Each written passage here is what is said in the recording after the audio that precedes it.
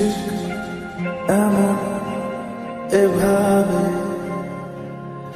তুই থেকে যা স্বভাবে। আমি বুঝেছি ক্ষতি নেই, আর তুই ছাড়া গতি নেই। ছুঁয়ে দে আগুন, ফুটে যাবে